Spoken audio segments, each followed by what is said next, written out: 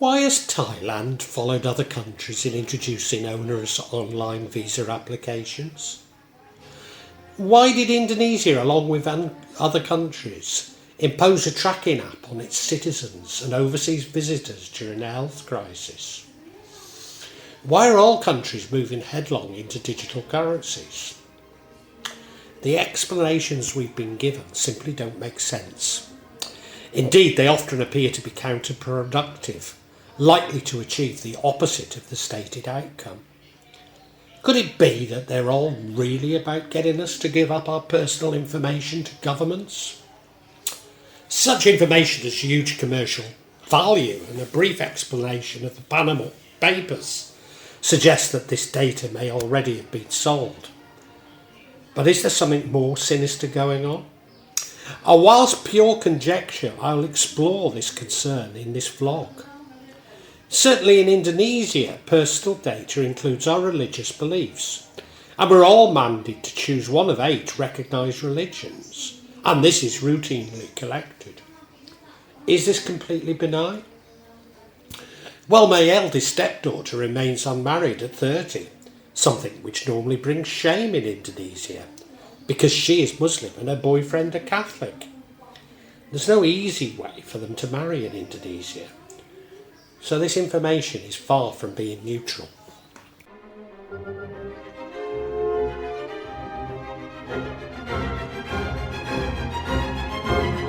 In the early 1880s, Herman Hollerith, 1860 to 1929, a young employee at the US Census Bureau, conceived of the idea of creating readable cards with standardised perforations, each representing a specific individual trait such as gender, nationality and occupation. A technology which had previously been used in the Jacquard printing process. Charles Babbage and Ada Lovelace knew of Jacquard machines and planned to use cards to store in their analytical engine. The millions of punch cards created for the population, counted in the national census, could then be stored on the basis of specific bits of information they contained, thereby providing a quantified portrait of the nation and its citizens. In 1910, the German licensee Willy Heidinger established DEHOMAG, a Deutsche Hollerith Maschinen Gesellschaft, or German Hollerith Machine Corporation. In 1923, the German licensee of DEHOMAG became a direct subsidiary of the American corporation CTR. In 1924, Watson assumed the role of chief executive of CTR and renamed the company International Business Machines, IBM. Watson had become convicted of extortion in the National Cash Register scandal before he became the CEO of IBM. Hitler came to power in January 1933. On March the 20th of that same year, he established a concentration camp for political prisoners in Dachau, just outside the city of Munich.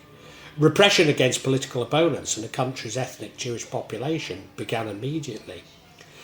Business relations between IBM and Hitler's regime continued uninterrupted, with Willy Heidegger an enthusiastic supporter of Hitler. The company leveraged its Nazi Party connections to continuously enhance its business relationship with Hitler's Reich in Germany and throughout Nazi-dominated Europe. On April the 12th, 1933, the German government announced plans to conduct a long-delayed national census. The project was particularly important to the Nazis as a mechanism for identification Jews, Roma and other ethnic groups deemed undesirable to the regime. DEHOMAG offered to assist the German government in the task of ethnic identification, focusing upon 41 million residents of Prussia. Watson travelled to Germany in October 1933, and the company ramped up its investment in the German subsidiary from 400,000 to 7 million Reichsmarks. about $1 million. The injection of capital allowed Dänemark to purchase land in Berlin and to construct IBM's first factory in Germany. And Nazi Germany soon became the second most important customer of IBM after the lucrative US market. Thus, both the United States and Nazi Germany used IBM punch card technology for some parts of its operations and record keeping.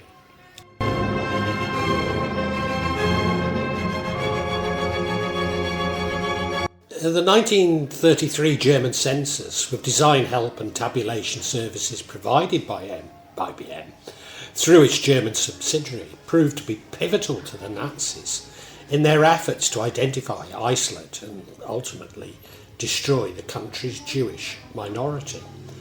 Machine tabulated census data greatly expanded the estimated number of Jews in Germany by identifying individuals with only one or a few Jewish ancestors. As the Nazis occupied successive nations of Europe, capitulation was followed by a census of the population of each subjugated nation, with an eye to the identification and isolation of Jews and Roma. Thus, census operations were immediately intertwined with technology and cards supplied by IBM's German and Polish subsidiaries. A huge Dänemark bureau was established in Krakow, with a railroad processing centre there. Sophisticated and dazzled by their own swirling universe of technical possibilities, IBM was self-gripped by if it can be done, it should be done. To the blind technocrat, the means were more important than the ends. The destruction of the Jewish people became even less important because the invigorating nature of IBM's technical achievement was only heightened by the fantastical profits to be made at the time, when breadlines stretched across the world. IBM's German subsidiary, with knowledge of its New York headquarters, enthusiastically custom-designed the complex devices and specialised applications as an office corporate undertaking. More than 2,000 such multi-machine sets were dispatched throughout Germany, and 1,000 more throughout German-dominated Europe.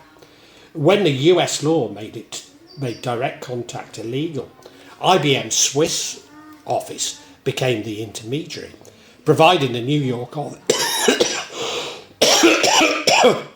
office with continuous information and credible deniability. Once Hitler had the names and locations of Jews, IBM created a system to tabulate the data against professional and employment databases, as well as financial institutions, to help Germany systematically pauperise them. Location data was then used to organise the mass transfer of Jews from their homes into the ghettos. Ghetto residents were then systematically forced onto trains to the concentration camps, as the optimal numbers calculated by punch card technology. As a Nazi statistician claimed, in using statistics, the government had the roadmap to switch from knowledge to deeds. German railways, the Reichsbahn, with Dagmar's biggest customer, dealt directly with senior management in Berlin. Dagmar maintained punch card installations at train depots across Germany and eventually all Europe.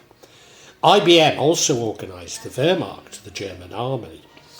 The Dänemark organised and co-planned all 6 phases of the Holocaust. Firstly, the identification of Jews. Secondly, their exclusion from society. Thirdly, the disconfiscation of their property. Fourthly, the ghettoisation. 5 deportation, and 6 extermination. Almost every concentration camp maintained its own Hollerith department, assigned with keeping tabs on inmates through the use of IBM's punch card technology. A practice was established to tattoo the inmates with identification numbers, especially at Auschwitz. These related directly to the identification of inmates on the punch cards. IBM even engineered Germany's extermination by labour campaign, whereby skills were matched to slave labour needs and inmates were called up to be worked to death. 80 items of code were contained on the cards. IBM's code for a Jewish inmate was 6, and its code for a gas chamber was 8. For IBM, the Holocaust was just another business project. Indeed, Watson had assured Hitler that they were the solutions company. All IBM machines in Nazi Europe were leased with monthly payments.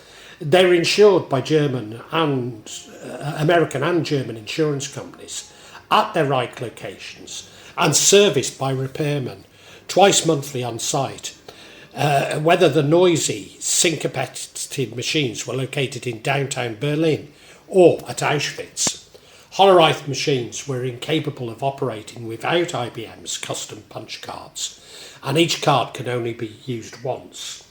As many as 1.5 billion punch cards a year were used in Germany alone. IBM hid the profits by lumping it in a giant foreign transaction that included all of their activities from Japan to Great Britain to Germany to Brazil. IBM has partially admitted to its involvement. It's been known for decades that the Nazis used Hollerith equipment, and that IBM's German subsidiary during the 1930s, Deutsche Hollerith Maschinen GmbH, Dänemark, supplied Hollerith equipment. As with hundreds of foreign-owned companies that did business in Germany at the time, Dänemark came under control of Nazi authorities prior to and during World War II. Although, like those involved in the health crisis, have steadfastly refused to acknowledge their full involvement. The study Race Crossing in Jamaica, published in 1929 by Charles Davenport and Maurice Stettergerder, examined the physical and mental characteristics of Jamaicans of different racial backgrounds, black, white and mixed race. The study, which involved extensive anthropometric measurements and psychological testing, aimed to quantify the effects of race mixing. The findings, particularly the perceived variability and disharmonies in mixed race individuals, fueled existing concerns about race mixing within the eugenics movement. The study focused on comparing the physical and mental traits of individuals from 3 distinct groups in Jamaica: a black, white and mixed race, those of African and European descent. Davenport and Stettergerder collected data through anthropometric measurements, physical measurements and psychological testing. These also included photographs of the individuals studied. The study highlighted the perceived variability in physical traits amongst mixed-race individuals, which Davenport and Stettergerder interpreted as disharmonies. They suggested that this variability could be linked to unstable behaviour and mental capacities. The study's findings were interpreted within the context of the eugenics movement, which was concerned with selective breeding of humans to improve the human race. The study's emphasis on variability and disharmonies in mixed-race individuals was used to support eugenics arguments against race mixing. The discussions were shaped by the aftermath of World War I, the economic crisis that led to the Great Depression, ongoing political and labour unrest in the Caribbean, and the consequences of World War II.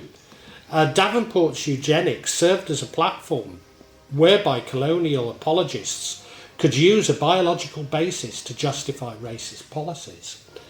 But Davenport's analysis was deeply flawed, especially by its racist assumptions underlying this work. Once again, IBM supplied the punch cards and processing machines to enable this flawed study.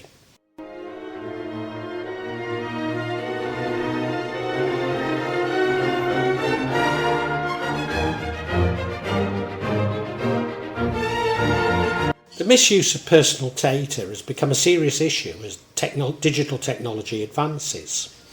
Many cases of personal data misuse have caused significant harm to individuals and organisations. Personal data use refers to the use of someone's personal information without permission or in an unlawful manner. This can include collecting, using or disclosing personal data without the data owner's valid consent. According to the Public Perception of Personal Data Protection 2021 survey in Indonesia of ComInfo, over 11,000 respondents, 28.7% of the public admitted to having experienced such instance. About 44.1% of respondents experienced a reduction in their bank account balances, and 32.2% lost e-wallet balances due to data breaches. Respondents considered e-wallets and bank accounts as the most vulnerable products to data breaches. The survey also showed the public disagrees with the practice of sharing or selling personal data between institutions. Data theft from technology companies refers to a series of instances where sensitive or confidential information from tech companies is hacked, stolen or accessed illegally by unauthorised parties. This can involve attacks on company data, illegal access to computer systems, or theft of hardware such as laptops or servers containing important data. Some of the company data vulnerable to theft include product design, application source codes, customer information, financial data, and trade secrets that can provide significant competitive advantage. Given the prevalence of data breach and theft, one has to question, is the collection and storage of information centrally really the best policy? Certainly non-digitised systems would prevent this, but to a degree so would decentralised systems. Obviously centralised digital systems save companies and governments a lot of money, but possibly not if they compensate customers for the losses due to data breaches.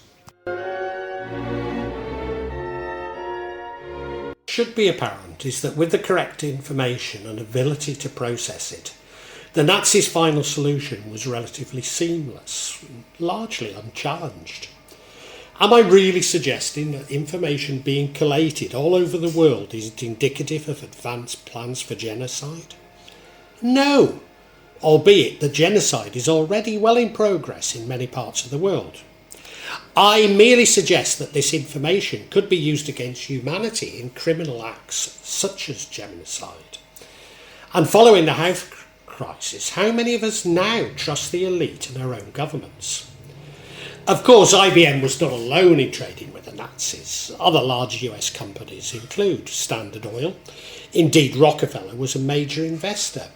ITT, Ford, General Motors, Coca-Cola, Eastman Kodak, BBH, Associated Press, Chase National Bank, Morgan Bank and Union Banking Corporation. The US were not alone. The Bank for International Settlements, the Bank of England, the Bank of Canada and the forerunners of Credit Suisse were also deeply implicated.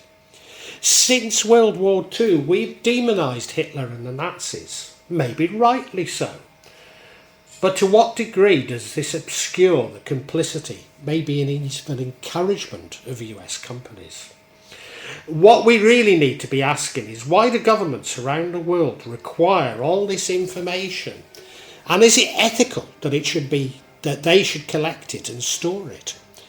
Whilst there is an argument to be made that information greatly assists governments in being more efficient, we also need to ask how many efficiency drives have actually improved government and government services.